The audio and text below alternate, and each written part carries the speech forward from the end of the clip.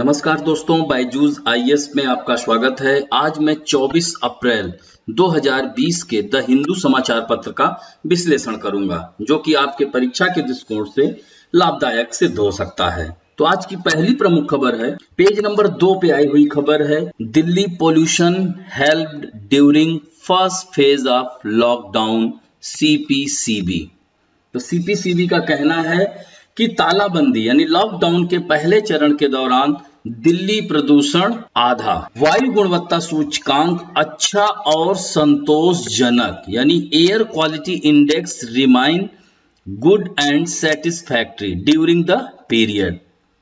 तो कुल मिलाकर पीएम 2.5 में 46% की कमी और पीएम 10 में 50% की कमी तो लॉकडाउन अवधि के दौरान देखी गई। तो इसमें लगभग एक सप्ताह तक चलने वाले वायु गुणवत्ता सूचकांक को अच्छा और संतोषजनक श्रेणी में रखा गया। कोरोना वायरस संक्रमण को फैलने से रोकने के लिए लॉकडाउन के दौरान दिल्ली में प्रदूषण की मात्रा में भारी कमी देखी गई है।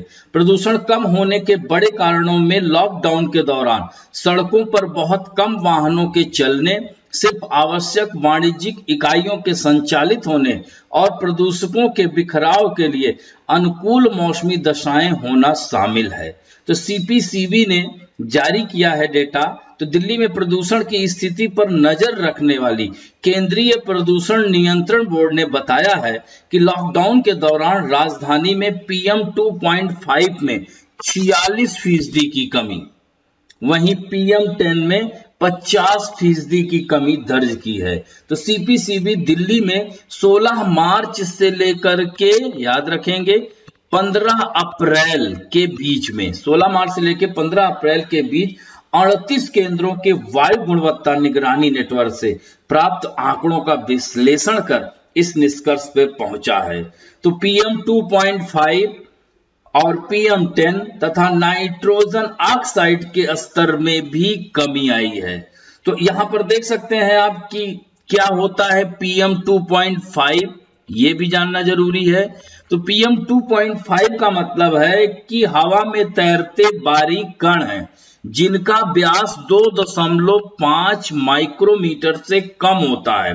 यह फेफड़े में और यहां तक कि रक्त प्रवाह में भी प्रवेश कर सकता है। तो सीपीसीबी ने कहा है कि पीएम 10 और पीएम 2.5 के स्तर में कमी मुख्य रूप से यह संकेत करता है कि ईंधन के दहन और प्रदूषण के औद्योगिक स्रोतों में कमी आई है। तो समझ में आई बात। तो इस तरह से नाइट्रोजन ऑक्साइड के स्तर में भी कमी की बात की जा रही है। तो नाइट्रोजन ऑक्साइड की थोड़ा सा बात कर, तो याद रखेंगे कि 81% नाइट्रोजन ऑक्साइड यानी NO2 परिवहन क्षेत्र से पैदा होता है। तो 2018 के मुताबिक दिल्ली का 81% नाइट्रोजन ऑक्साइड परिवहन क्षेत्र से होता है। ऐसे में लॉकडाउन के दौरान वाहनों के परिचालन पर रोक से लॉकडाउन के पहले की अवधि की तुलना में NO2 के स्तर में 56% की गिरावट देखी गई है और कार्बन मोनोऑक्साइड CO जिसे कहते हैं, इसमें 37% की कमी दर्ज की गई है। ये बहुत ही महत्वपूर्ण। अब बात करते हैं बेंजीन। यहां पर दिया है बेंजीन के स्तर में भी 47% की कमी। तो सीपीसीबी रिपोर्ट के मुताबिक परिवहन क्षेत्र और औद्योगिक इकाइयों पर प्रतिबंध से बेंजीन के स्तर में 47% की कमी दर्ज की गई है। यह दोनों बेंजीन उत्सर्जन के दो बड़े स्रोत हैं। कौन कौन से? परिवहन क्षेत्र और औद्योगिक इकाइयां। हालांकि सल्फर डाइऑक्साइड यानी SO2 के स्तर में 19% की कमी आई है। तो यह इसके पीछे क्या कारण है कम होने का? क्योंकि दिल्ली का 70% बिजली संयंत्र यानी पावर स्टेशन इसी से, मतलब कह सकते हैं कि SO2 राष्ट्रीय राजधानी के आसपास मौजूद बिजली घरों से पैदा होता है। यही, और ये लॉकडाउन के दौरान भी चालू है। यही कारण है कि मात्र 19% की कमी SO2 में आई है। तो समझ गए होंगे इस बात को।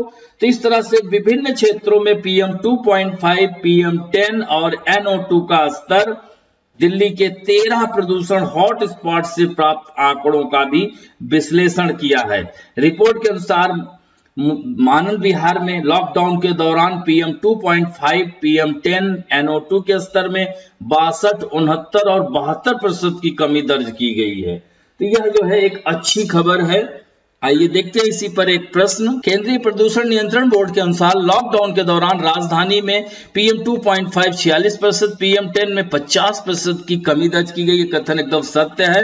लॉकडाउन के दौरान वाहनों के परिचालन पर रोक से NO2 जिसे नाइट्रोजन ऑक्साइड के स्तर में 56%, कार्बन मोनोऑक्साइड के स्तर में 37% से अधिक की कमी दर्ज की गई। यह भी कथन सत्य है। बेंजीन के स्तर में 47% की कमी दर्ज की गई, जबकि सल्फर डाइऑक्साइड के स्तर में 19% की। यह भी कथन सत्य है। और SO2 के कम होने में क्या कारण है कि 70% योगदान किसमें है? पावर हाउस, और जो कि लॉकडाउन के कारण भी, लॉकडाउन के चलते भी वह एक्टिव है। तो यही कारण है कि SO2 में गिरावट कम दर्ज की गई। तो आंसर डी होगा। अब बढ़ते हैं दूसरी प्रमुख खबर, पेज नंबर 5 पे आई हुई है। कर्नाटका गिव्स देवनहल्ली चकोटा न्यू विंग्स। तो ये चकोटा क्या है? आइए इस पे हम लोग चर्चा करते हैं। तो कर्नाटक देवनहल्ली चकोटा, तो बेंगलुरु हवाई अड्डा सिट्रस किस्म यानी Bengaluru airport is helping to grow the citrus variety which enjoys a geographical indication tag यानी GI टैग मिला हुआ है। तो बेंगलुरु हवाई अड्डा जो है सिट्रस किस्म की विकसित करने में मदद कर रहा है, जो एक भौगोलिक संकेत यानी GI टैग प्राप्त किया है। तो एक अद्वितीय स्वाद और स्वाद के साथ संपन्न एक भौगोलिक संकेत जिसका नाम है देवनहल्ली पोमेलो, इसको कहते हैं, याद रखिएगा, पोमेलो। एक फल है, यह है रसदार फल, खट्टा फल है। खट्टा फल जिसे लोकप्रिय रूप से यहाँ पर बेंगलोर में चकोटा कहा जाता है। तो याद रखेंगे चकोटा तो कहा जाता है। और इस पर जो है कर्नाटक बागवानी विभाग देवनहल्ली और डोड्डा बल्लापुर क्षेत्रों में इच्छुक किसानों को संयंत्र प्रदान करने के लिए निर्धारित है। जैसे जैसे शहरीकरण बढ़ता है, परिदृश्य बदलता है। फल उगाने वाले किसानों की संख्या में वर्षों में गिरावट आई है। फल देवनहल्ली तालुक के लगभग 13 गांव में, सिद्धला घाट तालुक के 8 गांव में और डोड्डा बल्लापुरा तालुक के 7 गांव में स्थानीय है। तो बड़े पैमाने पर नर्सरी चिक्का बल्लापुर में सोपाहल्ली खेत में विभाग 5000 पौधों को उगा रहा है। तो याद रखेंगे इसमें Bengaluru international airport limited BIAL जो कि कैंपेगौड़ा इंटरनेशनल एयरपोर्ट का संचालन करता है, भी फलों के विभागीय समर्थन के साथ परिसर में 50 पौधे लगाए गए हैं, जो कि एक बार हवाई अड्डे पर आने से पहले पोमेलोस के लिए एक केंद्र था। तो इस तरह से BIAL का उद्देश्य फलों की खेती को बढ़ावा देना और भारतीय कृषि अनुसंधान परिषद तथा अन्य संस्थानों के साथ मिलकर एक व्यवहार बाजार बनाना है। तो यह जो है याद रखेंगे इसको GI टैग क्या है, और इसमें थोड़ा सा पहले पोमेलो के बारे में बता देते हैं, इस फल के बारे में, फिर हम थोड़ा GI टैग के बारे में बताएंगे। तो पोमेलो इसे फ्यूमेलो या वैज्ञानिक शब्द इसका जो है साइट्रस मैक्सिमा इसको कहते हैं, याद रखिएगा, साइट्रस मैक्सिमा इसका वैज्ञानिक नाम है, वनस्पतिक नाम कह सकते हैं, या इसको साइट्रस ग्रैंडिस परिवार के सबसे बड़े खट्टे फल रूटेसी कुल और अंगूर के प्रमुख पूर्वज है। यह एक प्राकृतिक गैर संकर खट्टा फल जो कि दक्षिण पूर्व एशिया और मलेशिया में पाया, मूल जो इसका पौधा कहाँ का है? मलेशिया और दक्षिण पूर्व एशिया का। एक बड़े अंगूर के स्वाद के समान पोमेलो का आमतौर पर सेवन किया जाता है। पूरे दक्षिण पूर्व एशिया में उत्सव के अवसरों के लिए भी उपयोग किया जाता है। पोमेलो विशेष रूप से विटामिन C का वाहक, बहुत ज्यादा इसमें, और पोटेशियम में समृद्ध है। इनमें कई अन्य विटामिन, खनिज, साथ ही प्रोटीन और फाइबर शामिल है। एक पोमेलो में 6 ग्राम फाइबर होता है, तो यह महत्वपूर्ण हो जाता है। पोमेलो फल अपने बड़े आकार के लिए कैलोरी में अपेक्षाकृत कम होता है। इसमें प्रोटीन और फाइबर होता है। ये दोनों आपको लंबे समय तक भरा हुआ महसूस करने में मदद कर सकते हैं। पोमेलोज में उच्च मात्रा में एंटीऑक्सीडेंट होते हैं, जिसमें विटामिन सी, नार्निन और लाइकोपिन शामिल है, जो विभिन्न स्वास्थ्य लाभ प्रदान कर सकते हैं। तो समझ में आई बात यह। और जीआई टैग इसको मिला है, याद रखेंगे, इसको चकोटा भी कहते हैं। तो जीआई टैग क्या है? किसी विशेष क्षेत्र के उत्पादों को ज्योग्राफिकल इंडिकेशन टैग के से खास पहचान मिलती है। जैसे आपने सुना होगा चंदेरी की साड़ी, काजीवरम की साड़ी, दार्जिलिंग की चाय, मलिहाबादी आम। 300 से ज्यादा उत्पादों को जीआई टैग मिल चुका है। तो भारत में दार्जिलिंग टी, याद रखेंगे कहाँ है दार्जिलिंग टी? सिक्किम के नीचे पश्चिम बंगाल का उत्तरी भाग में दार्जिलिंग की पहाड़ियां हैं। तो यहां पर है, इससे सबसे पहले जो है 2004 में जीआई टैग दिया गया था। अब जैसे महाबलेश्वर में स्ट्रॉबेरी, जयपुर की ब्लू पॉटरी, बनारसी साड़ी आदि बहुत सारी चीजों को जीआई टैग मिल चुका है। तो इस तरह से इसे भी जीआई टैग मिला हुआ है। अब आइए इससे संबंधित प्रश्न लेते हैं। कर्नाटक का देवनहल्ली पोमेलो एक खट्टा फल है जिसे देवनहल्ली चकोटा कहा जाता है, जो कि जीआई टैग प्राप्त है। ये कथन एकदम सत्य है। यह एक प्राकृतिक यानी गैर संकर खट्टा फल दक्षिण पूर्व एशिया और मलेशिया के मूल का है। यह भी कथन सत्य है। पोमेलो का वैज्ञानिक नाम साइट्रस मैक्सिमा या साइट्रस ग्रैंडिस है। यह भी कथन सत्य है। आंसर डी होगा।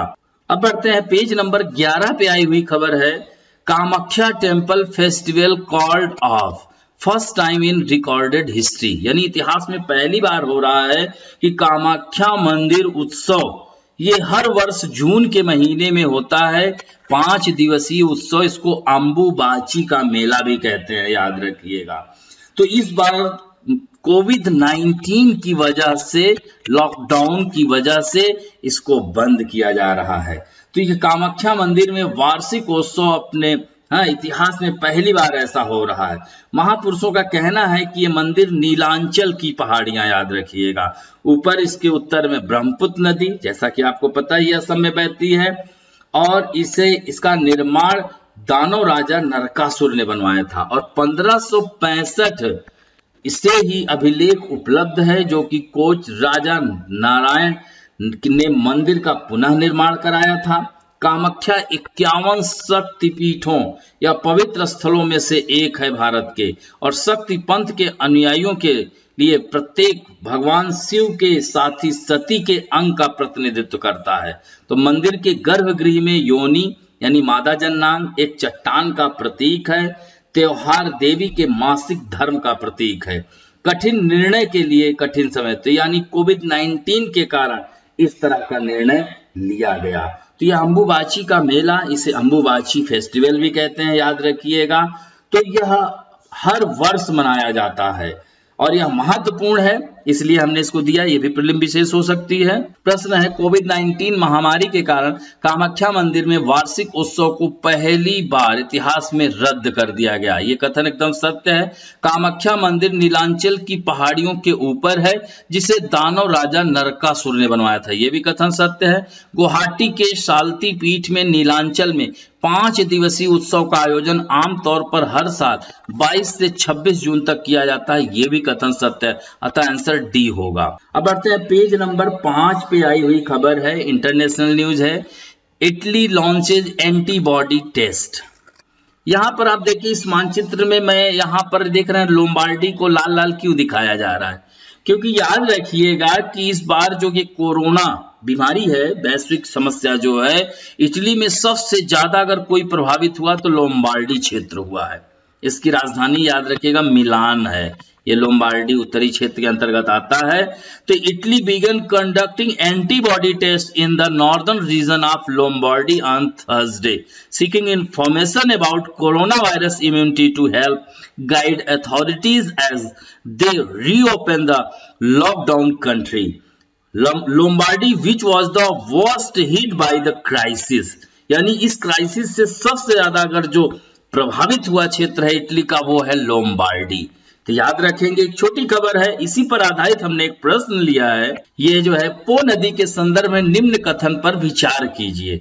तो यहाँ पर देखिए, ये पो नदी लोम्बार्डी के क्षेत्र में, ये लोम्बार्डी का मैदान, यहाँ पर भी चावल का उत्पादन किया जाता है, इसीलिए इसको इटली की गंगा कहा जाता है, पो नदी को। तो पहला कथन एकदम सत्य हो गया। अब इसका मुहाना देखिए, पो नदी का एड्रियाटिक सी है, तो ये देख रहे हैं आप, यहाँ पर फ्रांस और ये तीन महत्वपूर्ण याद रखिएगा, फ्रांस, स्विट्जरलैंड और इटली, यह इसका बेसिन कहा जा सकता है। तो ये जो है यहाँ पर एड्रियाटिक सी में जाके गिर रही है, यह कोटियन आल्प से निकलती है, आल्प्स पर्वत श्रृंखला यहीं पर है, याद रखिएगा। तो निकलती है, इसका बेसिन इटली, स्विट्जरलैंड, फ्रांस तीनों में है और इस यहाँ पर जाके गिर जाती है। और मिलान शहर इसी नदी के किनारे बसा हुआ है। तो इस तरह से तीनों कथन सत्य है, तो आंसर डी होगा। याद रखेंगे, चर्चा में था चूंकि लोम्बार्डी क्षेत्र से होकर ये बहती है और लोम्बार्डी कोरोना वायरस से सबसे अधिक प्रभावित क्षेत्र है इटली का, याद रखेंगे। अब बढ़ते हैं, पेज नंबर 14 पे आई हुई खबर है, $30 million more for WHO China, यानी WHO के लिए $30 मिलियन से अधिक, यानी चीन ने गुरुवार को कहा विश्व स्वास्थ्य संगठन को $30 मिलियन और अधिक दान दिया गया। तो कोरोना वायरस महामारी के बीच अमेरिकी राष्ट्रपति डोनाल्ड ट्रंप द्वारा WHO की फंडिंग पर रोक लगाने के बाद चीन ने UN संस्था को अतिरिक्त $30 मिलियन का भुगतान किया है। इससे पहले अमेरिकी राष्ट्रपति ने WHO पर चीन की तरफदारी का आरोप लगाया था। ट्रंप ने कहा कि अमेरिकी करदाता WHO को जो फंड उपलब्ध कराते हैं उसका बजट लगभग $6 बिलियन है। एक रिपोर्ट के अनुसार 2018-19 में अमेरिका ने $893 मिलियन का योगदान दिया था, जबकि चीन ने मात्र $86 मिलियन दिए। तो चीन के विदेश मंत्रालय के प्रवक्ता गेंग शुआंग ने कहा कि यह फंड पिछले 20 मिलियन अमेरिकी डॉलर के अतिरिक्त होगा। उन्होंने कहा कि संयुक्त राष्ट्र एजेंसी को चीन का योगदान WHO के लिए चीनी सरकार और लोगों के समर्थन और विश्वास को दर्शाता है। ट्रंप ने फंड रोकते हुए WHO पर चीन केंद्रित होने का आरोप लगाया था। ट्रंप का कहना था कि अमेरिकी करदाताओं ने WHO को प्रति वर्ष $400 मिलियन से $500 मिलियन दिए, जबकि इसके विपरीत चीन लगभग मात्र $40 मिलियन प्रति वर्ष योगदान दिया। ट्रंप ने यह भी दावा किया कि चीन अपनी मौतों का आंकड़ा कम करके दिखा रहा है। बीजिंग ने अमेरिका से आग्रह किया है कि वह फंडिंग रोकने के बाद महामारी के खिलाफ WHO की अगुवाई वाली अंतर्राष्ट्रीय कार्रवाई का समर्थन करे। महामारी के खिलाफ वैश्विक लड़ाई में WHO का समर्थन करना बहुपक्षवाद के आदर्शों और सिद्धांतों का बचाव करना है, संयुक्त राष्ट्र की स्थिति और अधिकार को बनाए रखना है। लगभग 46,000 लोगों की मौत के साथ अमेरिका कोरोना वायरस में सबसे आगे चला गया है। तो एक तरह से देखा जाए तो ये अमेरिका और चीन की जो नूरा कुश्ती चल रही है, यह अंतरराष्ट्रीय स्तर यानी वैश्विक स्तर पर विश्व के लिए हानिकारक है। यानी इस रोग से पहले निजात पाने की आवश्यकता है। ये सब बातें तो होती रहेंगी कि कहां क्या हो रहा है। तो इस तरह से WHO पर अपने प्रभुत्व को दोनों देश, एक तरह से देखा जाए तो उसने अपना हाथ खींच लिया है, क्योंकि WHO पर सबसे अधिक योगदान अगर किसी का है तो वो USA का है, याद रखेंगे। तो इस समय वो फंडिंग रोक दिया है। अमेरिका की फंडिंग रुकने का मतलब यह है कि आप देख सकते हैं कि $1 बिलियन की आवश्यकता है, $1 billion fund it's battle against the pandemic. अब बढ़ते हैं, पेज नंबर 14 पे ही आई हुई खबर है, यह भी अंतरराष्ट्रीय खबर है।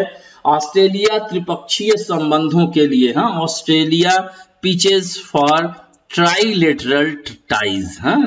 तो इस तरह से भारत और ऑस्ट्रेलिया को इंडो पैसिफिक में और आम चुनौतियों का सामना करना पड़ेगा, क्योंकि कोविड-19, याद रखेंगे, दुनिया की सरकारी क्षमता का काफी हिस्सा खींच रहा है। तो बैरी ओ'फेरेल ऑस्ट्रेलियाई उच्चायुक्त हैं, ने नेशनल डिफेंस कॉलेज को एक वीडियो के माध्यम से कहा। उन्होंने भारत, ऑस्ट्रेलिया और इंडोनेशिया, याद रखेंगे, भारत, ऑस्ट्रेलिया और इंडोनेशिया याद रखेंगे। तो के बीच अधिक से अधिक सहयोग का आह्वान किया, यानी तीनों देश आपस में एक दूसरे की सहायता करेंगे। भारत और ऑस्ट्रेलिया के बीच दक्षिण पूर्व एशिया में सहयोग एक स्वाभाविक है। उन्होंने कहा कि शुरुआती बिंदु के रूप में हमें पिछले साल की सफल त्रिपक्षीय समुद्री सुरक्षा कार्यशाला जो एक्सरसाइज थी के निर्माण के लिए इंडोनेशिया के साथ नए तरीकों की पहचान करनी चाहिए। और ये सब क्षेत्र क्या है, प्रशांत महासागरीय क्षेत्र, हिंद महासागर, इधर प्रशांत महासागर, तो इस तरह से इसीलिए इसको इंडो पैसिफिक, इंडो पैसिफिक क्षेत्र में समुद्री ताकत को बढ़ाने के लिए इन तीन देशों ने एक्सरसाइज किया है। तो इस तरह से और ये हमारे तीन देश हिंद महासागर के सर्वोत्तम संभव संरक्षक बनने में सहयोग कर सकते हैं।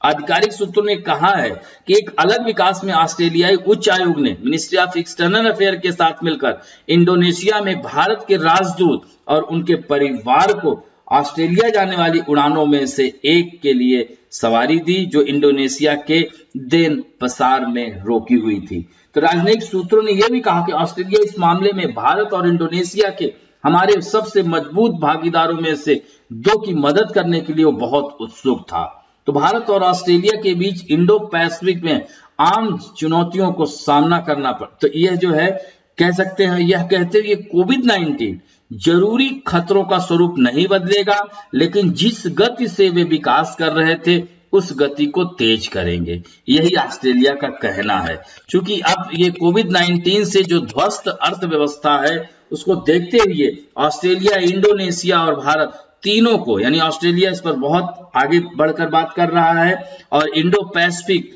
समुद्री सुरक्षा और भी सारी द्विपक्षीय सहयोग की बात भी कर रहा है। तो ये भी काफी महत्वपूर्ण है। अब बढ़ते हैं आज के पेज नंबर 6 पे, संपादकीय पृष्ठ पे आया हुआ है, बहुत ही महत्वपूर्ण है, द कोविड-19 पैराडॉक्स इन साउथ एशिया। यानी it is surprising that the region has for fever infection and death compared with North America and Western Europe। यानी दक्षिण एशिया में कोविड-19 जो विरोधाभास है, यह आश्चर्य की बात है कि इस क्षेत्र में उत्तरी अमेरिका और पश्चिमी यूरोप की तुलना में बहुत कम संक्रमण और मौतें हुई हैं। दुनिया में सबसे पुराने, सबसे बड़े लोकतंत्रों की तुलना अक्सर की जाती है, यह समय अलग है। यानी पहले व्यक्ति ने संयुक्त राज्य अमेरिका में 21 जनवरी को, भारत में और 30 जनवरी को कोविड-19 के सकारात्मक परीक्षण किए। यानी मोटे तौर पर 3 महीने बाद 20 अप्रैल की मैं आपको बताता हूं घटना, इंडिया और यूएसए की तुलना कर लिया जाए तो इंडिया और यूएसए में तुलनात्मक अगर देखा जाए तो 20 अप्रैल को यूएसए में 7,23,605 केसेस हैं। वहीं भारत, सॉरी ये जो है यहाँ पर इसको याद रखिएगा, ये वाला यूएसए का है और ये इंडिया का। तो इंडिया में 17,265 केस। तो आप देख सकते हैं, तो इस तरह से 3 महीनों में जिसका कुल विश्व का, अब देखिए विश्व का जो है 31.2% और भारत में 0.75%। तो कोविड से जो मौतों की संख्या है अमेरिका में 34,000 से अधिक और भारत में 543। ये 20 अप्रैल का है आंकड़ा, याद रखेंगे। तो कुल मिलाकर 21.7% यूएसए में और भारत में 0.3%। इसके विपरीत अगर देखा जाए तो भारत की जनसंख्या विश्व की लगभग 18% है, वहीं अमेरिका की मात्र 4% है। ये पजलिंग सिचुएशन, हैरान करने वाली एक आश्चर्यजनक बात है कि दक्षिण एशिया यानी बांग्लादेश, भूटान, भारत, मालदीव, नेपाल, पाकिस्तान और श्रीलंका के साथ तुलना समान परिणाम प्राप्त करता है। नेपाल में भी यह जनवरी के अंत में था कि पहले व्यक्ति ने कोविड-19 के लिए सकारात्मक परीक्षण किया गया था। हालांकि यह अन्य देशों में फरवरी के अंत या मार्च की शुरुआत में था। 20 अप्रैल को दक्षिण एशिया दुनिया की आबादी में 23.4% की हिस्सेदारी के साथ 1.25% संक्रमण और 0.5% कोविड-19 से दुनिया में मौतों का कारण बना। तो महामारी से पहले भविष्यवाणी करना असंभव होगा। अकेले कल्पना करें ऐसी वास्तविकता कि दक्षिण एशिया में प्रति व्यक्ति आय दुनिया के सिर्फ 16% है और औद्योगिक देशों में इसका मात्र 4% है। दुनिया के 1/3 गरीब दक्षिण एशिया में रहते हैं, इसलिए पूर्ण गरीबी अधिक है और पोषण स्तर भी कम है। तो उपमहाद्वीप में जनसंख्या घनत्व दुनिया में सबसे अधिक है। गरीब जो शहर झुग्गी झोपड़ियों में, ग्रामीण इलाकों में, तंग जगहों में रहते हैं, जीवन यापन करते हैं, जो संक्रामक हैं, तो सार्वजनिक स्वास्थ्य प्रणाली और सुविधाएं शायद दुनिया में सबसे खराब है। परिणाम फिर भी अजीब हैं। यदि विरोधाभासी नहीं है तो उत्तरी अमेरिका, पश्चिमी यूरोप, पूर्वी एशिया या अपने स्वयं के जनसंख्या आकार की तुलना में दक्षिण एशिया में संक्रमण और मौतों की संख्या बहुत कम है। बेशक यह तर्क देने योग्य है कि दुनिया के उन हिस्सों के विपरीत दक्षिण एशियाई देश शुरुआती दौर में हैं, जहां सामुदायिक प्रसारण ने गति नहीं जुटाई है। यानी संक्रमण की संख्या में एक विस्फोटक वृद्धि अभी तक बाद में या एक दूसरे दौर में हो सकती है, लेकिन संभावनाओं का आकलन करना या भविष्यवाणियां करना संभव नहीं है। हालांकि अब तक उपलब्ध साक्ष्य भारत, पाकिस्तान, बांग्लादेश और श्रीलंका में वक्र के कुछ समतल होने का सुझाव देते हैं। मालदीव और नेपाल में संक्रमण संख्या दोहरे अंक में है। भूटान की संक्रमण संख्या एकल अंक में है। तो इस तरह से आप देख सकते हैं 2 पॉसिबल एक्सप्लेनेशंस। हम ऐसी स्थिति में हम व्याख्या कर सकते हैं 2 संभावित स्पष्टीकरण जिसमें अब तक दक्षिण एशिया ने दुनिया के कई अन्य हिस्सों की तुलना में बेहतर प्रदर्शन किया है। 1918 की एग्जांपल लेता हूं मैं, स्पेनिश इन्फ्लुएंजा का अतीत का अनुभव। जब भारत में दुनिया की अनुमानित 50 मिलियन मौतों में से 18 से 20 मिलियन या अब भी पारंपरिक सोच के कारण विपरीत निष्कर्ष के लिए प्रेरित होगा, तो वहां 2 संभव स्पष्टीकरण है। सबसे पहले, वास्तविकता आंकड़ों की तुलना में बहुत खराब हो सकती है, क्योंकि संक्रमण की कुल संख्या लगभग निश्चित रूप से कम करके आंकी गई है, क्योंकि परीक्षण कहीं भी पर्याप्त नहीं है। परीक्षण किट की कमी, आबादी के बड़े आकार को देखते हुए बेहतर आंकड़ों से संख्याएं बदल सकती हैं, लेकिन उपरोक्त तुलनाओं से निकलने वाली विषमता को बदला नहीं जा सकता। दूसरा क्या है कि भारत, बांग्लादेश, पाकिस्तान, नेपाल, श्रीलंका में सरकारों द्वारा लगाए गए लॉकडाउन जो मार्च के अंतिम सप्ताह में शुरू हुए और 27 अप्रैल या उससे अधिक समय तक जारी रहे, ने स्पष्ट रूप से फर्क किया है। भारत में अपनी विशाल भूगोल का लॉकडाउन शायद दुनिया में सबसे कठोर है। सामान्य उद्देश्य भौतिक दूरी के माध्यमों, यानी कि जो सोशल डिस्टेंसिंग के माध्यम से संचरण की श्रृंखला को तोड़ना था, जिनके 2 आयाम हैं। एक के लिए इसने लोगों को उनके घरों तक सीमित कर दिया, लेकिन इसने केवल उन घरों में रहने वाले विशेषाधिकार के लिए शारीरिक जो डिस्टेंसिंग पैदा की है, फिजिकल डिस्टेंसिंग, जिनके पास स्थान और दरवाजे हैं। मेगा शहरों में, शहरी झुग्गियों में लोगों के लिए असंभव था, जहां प्रवासी श्रमिक तंग जगहों पर रहते थे, अक्सर एक कमरे में 10 के रूप में। दूसरे के लिए इसका मतलब था कि लोग शहरों या राज्यों में नहीं जा सकते थे,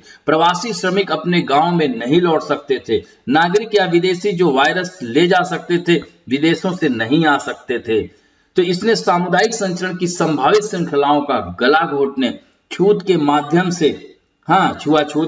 से वायरस के भौगोलिक प्रसार को कम करने और एक लॉकडाउन के बिना इसकी तुलना में वक्र को समतल किया। यह स्पष्ट स्पष्टीकरण आवश्यक है, लेकिन पर्याप्त नहीं है, क्योंकि अन्य देशों ने जो लॉकडाउन लगाया, पश्चिमी यूरोप में कहते हैं कि सार्वजनिक स्वास्थ्य प्रणालियों के साथ जो कहीं बेहतर है, संक्रमणों की संख्या फैले अभूतपूर्व को धीमा करने में कामयाब नहीं हुए। बीमारियों का प्रभाव देशों में भिन्न हो सकता है, संभवतः संस्कृतियों, प्रतिरक्षा या यहाँ तक कि जलवायु में अंतर के कारण होता है। तो एपिडेमियोलॉजिस्ट या वायरोलॉजिस्ट तो हम नहीं हैं, लेकिन एक सामाजिक वैज्ञानिक के रूप में विशेषताओं के एक संघ का निरीक्षण करना संभव है। ए पॉसिबल हाइपोथेसिस, यानी यहाँ पर एक संभावित परिकल्पना या सुझाव दिया गया कि जिन देशों में तपेदिक के खिलाफ बीसीजी टीकाकरण अनिवार्य है, वो कोविड-19 रुग्णता और मृत्यु दर के प्रति कम संवेदनशील हैं। उदाहरण के लिए आइबेरियन प्रायद्वीप देशों स्पेन और पुर्तगाल की तुलना करें तो 20 अप्रैल को पूर्व में लगभग 1,96,000 संक्रमण और 20,000 से अधिक मौतें हुई, जबकि बाद में 20,200 संक्रमण और 700 मौतें हुई। तो क्या यह केवल एक संयोग है कि पुर्तगाल में बीसीजी का टीकाकरण अनिवार्य है लेकिन स्पेन में नहीं, या कि संयुक्त राज्य अमेरिका और इटली दोनों को कोविड-19 द्वारा तबाह किया गया तो कभी भी सार्वभौमिक बीसीजी टीकाकरण कार्यक्रम नहीं थे? जाहिर है कि यह केवल वैज्ञानिक जांच है जो कारण और प्रभाव स्थापित कर सकती है, लेकिन बीसीजी वैक्सीन का प्रतिरक्षा प्रणाली पर एक उत्तेजक प्रभाव पड़ता है जो तपेदिक से परे है।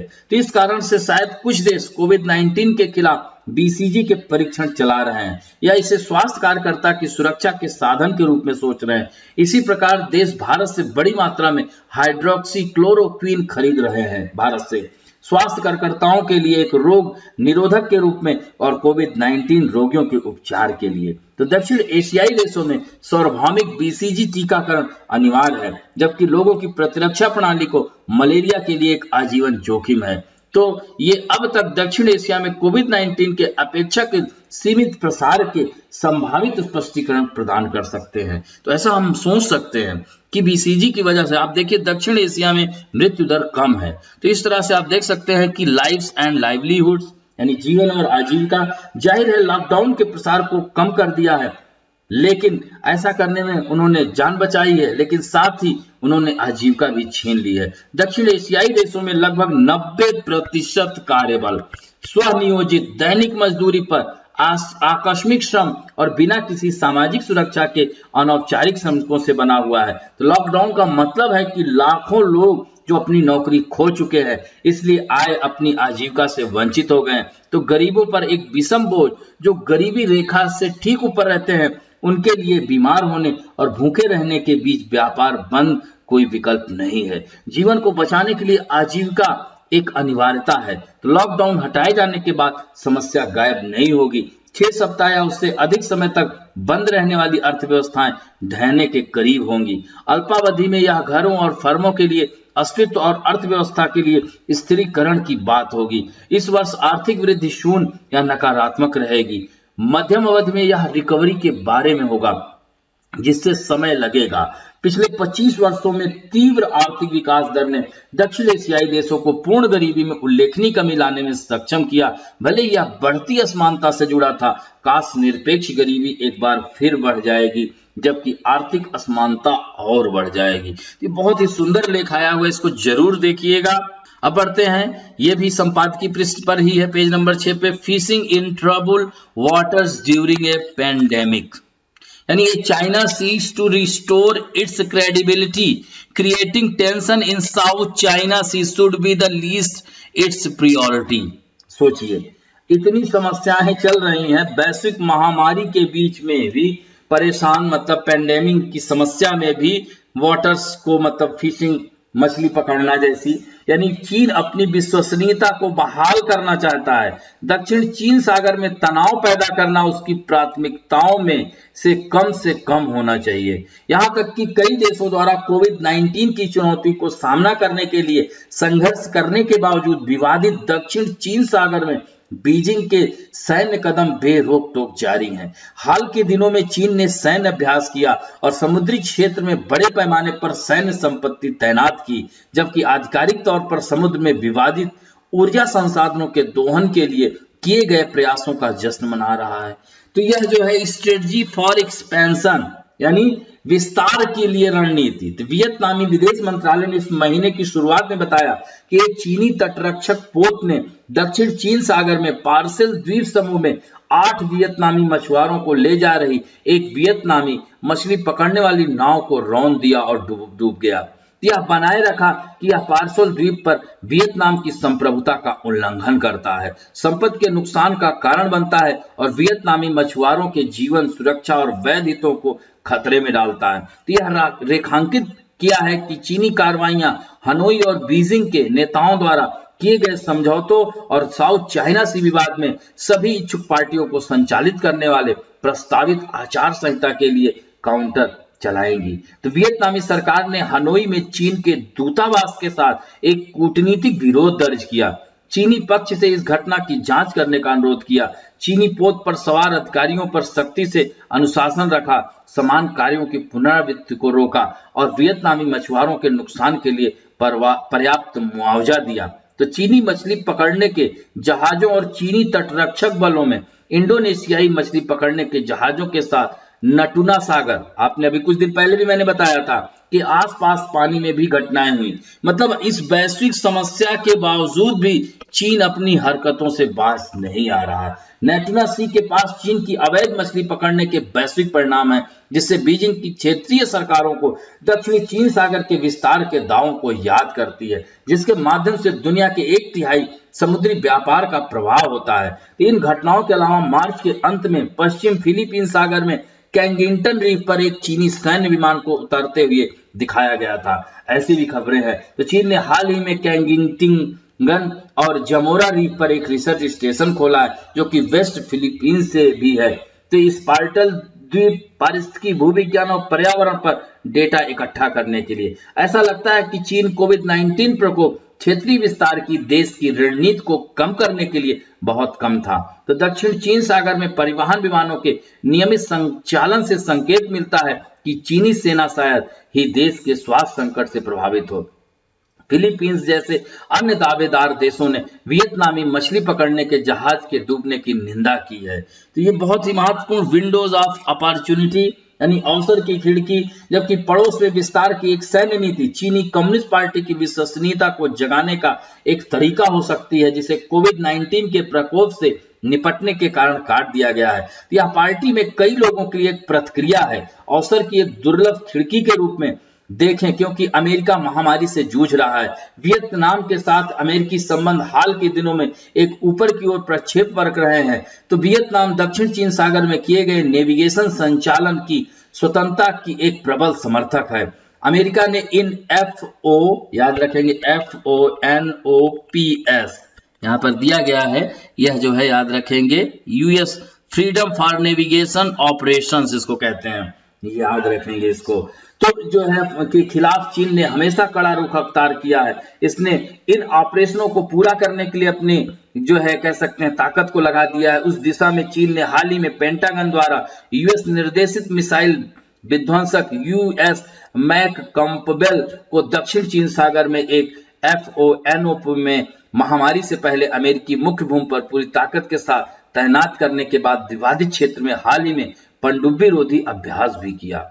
तो वर्तमान में वियतनाम आसियान की कुर्सी पर है, यानी अध्यक्षता किया था, अभी कुछ दिन पहले ही मैंने बताया था, और आचार संहिता पर चर्चा की अध्यक्षता करेगा, जो लंबे समय से प्रगति पर है। तो वियतनाम हमेशा गैर दावेदार देशों या बाहरी खिलाड़ियों के पक्ष में रहा है, जो सक्रिय आवाज में है और चीन को इन विवादित पानी में बढ़ती मुखरता के लिए बुला रहे हैं। सभी दावेदार देशों में वियतनाम ने दक्षिण चीन सागर में चीनी कार्यों के खिलाफ हमेशा कड़ा रुख अपनाया है। फिलीपींस के विपरीत, जिसने दक्षिण चीन सागर में चीनी गतिविधियों के संबंध में अपना रुख काफी हद तक बदल दिया है, और इंडोनेशिया जिसने देर से बल्कि नटुना सागर में चीनी खतरे को मान्यता दी, वियतनाम ने चीन के खिलाफ कड़ा रुख अपनाया। तो इस तरह से पूरी तरह से चारों सब देश जो है इससे नाराज चल रहे हैं। इसलिए चीन हमेशा दक्षिण चीन सागर में विवाद वियतनामी युद्धाभ्यास पर भी नजर रखता है। जैसा कि चीन अपनी वैश्विक विश्वसनीयता को बहाल करना चाहता है, दक्षिण चीन सागर में तनाव पैदा करना उसकी प्राथमिकताओं में से कम होना चाहिए। एक वैश्विक महामारी के दौरान एक अधिक उदार चीन अपने वैश्विक चढ़ाई को सुनिश्चित करने में एक लंबा रास्ता तय कर सकता है, लेकिन यह एक उम्मीद है कि अतीत में कई बार विश्वास किया गया और यह संभावना नहीं है कि चीनी कम्युनिस्ट पार्टी अपने क्षेत्रीय सुरक्षा विस्तार एजेंडे को जाने देगी। तो बहुत ही सुंदर लेख है ये, इसी पर आधारित प्रश्न है, इसको लिखने का प्रयास करिएगा कि कोविड-19 जैसी महामारी के बावजूद भी चीन दक्षिण सागर में सैन्य अभ्यास किया। ऐसे में यह स्पष्ट करें कि दक्षिण चीन सागर सामरिक दृष्टिकोण से क्यों महत्वपूर्ण है। तो यह आप इसको बहुत ही अच्छे से लिखिएगा और चेक कराइएगा, फिर इसमें हम बताएंगे कि और क्या सुधार किए जाएं। अब बढ़ते हैं, ये भी पेज नंबर 7 पे संपादकीय पृष्ठ पे है, how will India emerge out of the lockdown. तो ये भी बहुत ही अच्छा है, यानी लॉकडाउन के दौरान भारत कैसे निकलेगा लॉकडाउन से बाहर, यानी कैसे उभरेगा। सबसे कमजोर लोगों के लिए राहत बजट में वृद्धि के साथ एक उद्घाटन किया जाना है। 39 दिनों के लॉकडाउन के बाद आने वाली चीजों का आकार क्या होगा, आजीविका सुनिश्चित करने, संघर्ष को कम करने और सामाजिक दूरी बनाए रखने के बीच संतुलन कैसे होना चाहिए। तो इस तरह से अनंत कृष्णन और रितिका खेरा और गिरधर आर बाबू द्वारा संचालित एक चर्चा में इसके विकल्पों की जांच करते हैं। बहुत ही सुंदर ये 3 लोगों का डिस्कशन है, तो इससे काफी कुछ हम लोगों को मिलेगा इसमें महत्वपूर्ण पॉइंट। तो लॉकडाउन के हटाए जाने के लिए एक पखवाड़े से कम समय के साथ सामूहिक गतिविधि को रोकने और आर्थिक गतिविधि को फिर से शुरू करने के लिए परस्पर विरोधी आवश्यकताएं प्रतीत होती हैं। तो रितिका खेरा का कहना है कि महामारी से निपटने के लिए स्वास्थ्य रणनीति तय करते समय हमें अपनी सामाजिक आर्थिक स्थितियों को मजबूती से ध्यान में रखने की जरूरत है। केवल 17% नियोजितों के पास वेतन भोगी नौकरियां हैं, 1/3 कैजुअल मजदूर हैं। विश्व बैंक के अनुसार 76% भारत में असुरक्षित रोजगार में हैं। तो बेरोजगारी दौर के लिए कोई प्रावधान नहीं है। कुल मिलाकर जिसे हम कम करने के प्रयास करना चाहिए वह है महामारी से होने वाली कठिनाई और मृत्यु। पिछले कुछ हफ्तों में हमने भूख, बेघर, यहां तक कि मौतों की रिपोर्ट देखी। लॉकडाउन से इन मुद्दों पर सरकार की उदासीनता के साथ इसलिए हमें सुनिश्चित करने की आवश्यकता है कि गरीबों को भुलाया परित्याग नहीं किया जाए, क्योंकि हम अपनी रक्षा करते हैं लगभग 30% वायरल संक्रमण से। गरीबों के लिए विस्तारित लॉकडाउन स्वास्थ्य जोखिम पैदा करता है, क्योंकि वे तंग जगहों में रहते हैं, उनके हाथ धोने के लिए पानी नहीं चल सकता है, या आर्थिक रूप से विनाशकारी भी है, क्योंकि उनके पास खुद को रखने के लिए बचत या सुनिश्चित मासिक आय नहीं है। महत्वपूर्ण संवेदनशीलता, बेहतर योजना की तत्काल आवश्यकता है।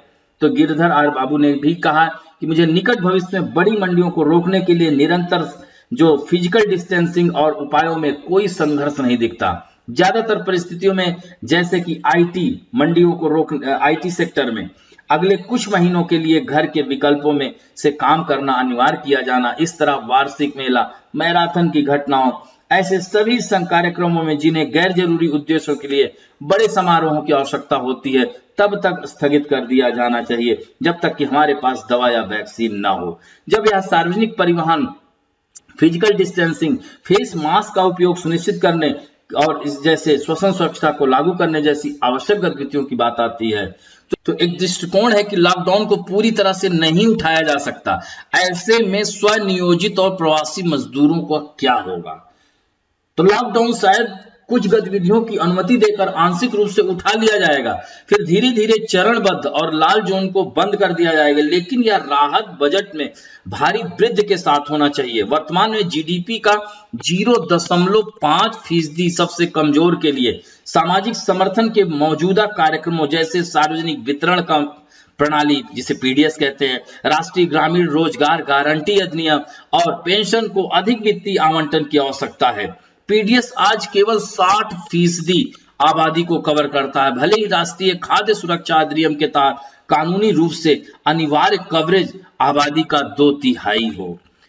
ऐसा इसलिए क्योंकि सरकार कवरेज का निर्धारण करने के लिए 2011 की जनगणना से जनसंख्या के आंकड़ों का उपयोग कर रही है, और जबकि 2011 में जनसंख्या कितनी थी, अब वर्तमान में कितनी है आप जाए देख सकते हैं। तो इस तरह से लॉकडाउन के कारण उन लोगों को एक महत्वपूर्ण हिस्सा वैसे भी कवर नहीं किया गया है, तो एनएफएसए के बाहर 1/3 अब समर्थन की आवश्यकता है। तो उदाहरण के लिए gig economy, taxi driver, delivery boy आदि में श्रमिक, यह अंडर कवरेज आज विशेष रूप से आपराधिक है, क्योंकि इस समय सरकार एक अभूतपूर्व पैमाने पर अनाज की जमाखोरी कर रही है। गेहूं स्टॉक की खरीदारी शुरू होने से पहले बफर स्टॉक मानदंडों का 3.5 गुना। पहला कदम पीडीएस को 1 साल के लिए सार्वभौमिक बनाना चाहिए, जिससे किसी भी को भी बिना राशन कार्ड के 40% से कर सकते हैं 40% से अस्थायी कार्ड के लिए आवेदन करने का अवसर मिल सके। तो केंद्र को राज्यों को अनाज उपलब्ध कराने की आवश्यकता है और वे बाकी काम कर सकते हैं। जहां तक नरेगा का सवाल है, 2 मुद्दे हैं। क्या ऐसे कामों में सामुदायिक ट्रांसमिशन के जोखिम को बढ़ाया जाना बिना खोले जा सकता है? दूसरा, सुविधाजनक तरीके से भुगतान कैसे करें? तो ग्रामीण क्षेत्रों में बैंक शाखाओं की घनत्व तो बहुत कम है, सामान्य परिस्थितियों में भी वे बहुत भीड़ और लोगों से दूर है, तो बैंकिंग संवाददाता जो इन दबावों को कम कर सकते थे फिलहाल असुरक्षित हैं, क्योंकि वे मजदूर के वितरण के समय बायोमेट्रिक प्रमाणीकरण का उपयोग करते हैं। इस कारण से सरकार को यह निर्णय लेने की आवश्यकता है कि राज्य को नकदी का संवितरण कैसे करना है। कई राज्यों ने अतीत में नकदी को सफलतापूर्वक नष्ट किया है और बिना भ्रष्टाचार के ऐसा किया है। ओडिशा पंचायत सचिवों के माध्यम से पेंशन का भुगतान करना, राजस्थान और तमिलनाडु 2009 से पहले कार्यस्थल पर नरेगा मजदूरी का भुगतान करते थे। प्रवासियों के लिए सरकार को परिवहन प्रदान करना चाहिए जिससे उन्हें घर लौटने में सहायता मिल सके, क्योंकि यह विदेश में फंसे हुए भारतीयों को वापस ले गया। कोटा में फंसे छात्रों की मदद की। जो लोग रहने के लिए तैयार हैं उन्हें पका हुआ भोजन के साथ साथ स्कूलों, सामुदायिक हालों में सम्मानजनक आश्रय प्रदान किया जाना चाहिए। उनकी स्वास्थ्य संबंधी जरूरतों को सार्वजनिक स्वास्थ्य प्रणाली द्वारा संबोधित किया जाना चाहिए। सरकार को आवश्यक राशन और दवाएं प्रदान करने की उनकी निर्वहन सुनिश्चित करना चाहिए। तो इस तरह से प्रवासी मजदूरों का इस तरह से हाल हो सकता है। हम इसमें जो है आप पॉइंट डाल सकते हैं। नरेगा को कल्याण के बजाय एक वर्क फेयर कार्यक्रम के रूप में लेते हुए इसके उपयोग प्राथमिक स्वास्थ्य केंद्रों के निर्माण से स्वास्थ्य बुनियादी ढांचे को बढ़ाने के लिए किया जा सकता है।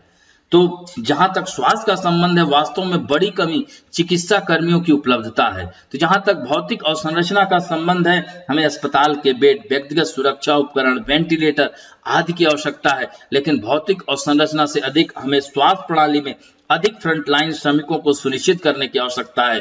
आशा कार्यकर्ता, आंगनवाड़ी कार्यकर्ता, सहायक नर्स और दाइयों और उचित शर्तों पर उन्हें रोजगार देने के लिए। उदाहरण के लिए आशा कार्यकर्ताओं के वेतन के बजाय मानदेय और प्रोत्साहन मिलता है। वे आमतौर पर प्रति माह 2000 रुपए से कम कमाते हैं। इस तरह कई राज्यों में आंगनवाड़ी कार्यकर्ता अभी भी कम कर रहे हैं। तो इस तरह से अधिक बार नहीं, अधिक स्वास्थ्य प्रणाली मौजूद करने वाले प्रयासों को उपयोग भवन निर्माण जैसी गतिविधियों के लिए किया जा सकता है।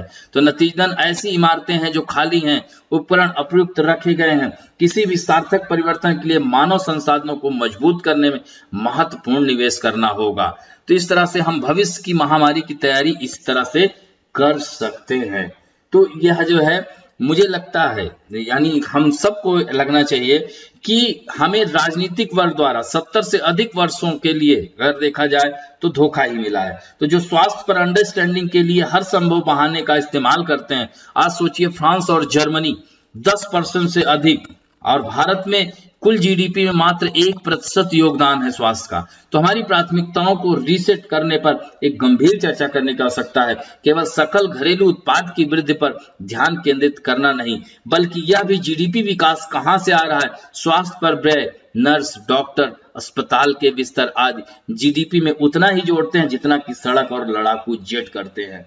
तो वहां भी स्वास्थ्य प्रणाली के बारे में एक गंभीर पुनर्विचार की जरूरत है। बहुत कम से कम हमें जर्मनी और जापान के समान निजी स्वास्थ्य के क्षेत्र के विनियमन करना चाहिए। इन देशों में यूके के राष्ट्रीय स्वास्थ्य सेवा की तरह सामाजिक स्वास्थ्य सेवा नहीं है, लेकिन जर्मनी ने सामाजिक बीमा धन के लिए लाभ नहीं उठाया है। जापान में सरकार यह बताती है कि निजी चिकित्सक मरीजों से क्या शुल्क ले सकते हैं। भारत में निजी स्वास्थ्य प्रदाता सरकार को शर्तों को निर्धारित करते हैं, जैसा कि हाल ही में कोविड-19 परीक्षण के लिए मूल्य निर्धारण के संबंध में हुआ है। इसे अभी बदलना होगा। समय है कि हमें सार्वजनिक स्वास्थ्य प्रणाली को मजबूत करने में निवेश करना शुरू करें। क्यूरेटिव सर्विसेज पर असंतुष्ट खर्च और बीमा पर भारी निर्भरता है। महामारी की तैयारी स्वास्थ्य प्रणाली को मजबूत करने का एक छोटा घटक है। सार्वजनिक स्वास्थ्य संगठित सामाजिक प्रयासों के माध्यम से बीमारियों को रोकने और स्वास्थ्य को बढ़ावा देने की कला और विज्ञान है। तो इस तरह से हम तैयारी कर सकते हैं। निश्चित रूप से हमारी प्रतिक्रिया ज्यादातर प्रतिक्रियात्मक रही है। एक संकट के दौरान उपकरणों की खरीद को बढ़ाने जैसे उपायों के संदर्भ में तो हमें इन सब चीजों पर ध्यान देना होगा। विशेषज्ञ को बढ़ाना होगा, सार्वजनिक स्वास्थ्य का प्रबंधन करना होगा, स्क्रीनिंग को बढ़ाना होगा, टेस्टिंग को बढ़ाना। तो इस तरह से हम आगे के लिए भी तैयार रह सकेंगे। तो यह जो है बहुत ही महत्वपूर्ण है। इस पर आप प्रश्न खुद भी बना सकते हैं, यह क्वेश्चन आंसर फॉर्म में था। तो इस तरह से आज हमने राष्ट्रीय अंतर्राष्ट्रीय जगत की खबरों को लिया, मुख्य परीक्षा हेतु प्रश्नों को लिया, प्रीलिम विशेष प्रश्नों को भी लिया। आशा करता हूं कि आज की क्लास आप लोगों को अच्छी लगेगी। धन्यवाद।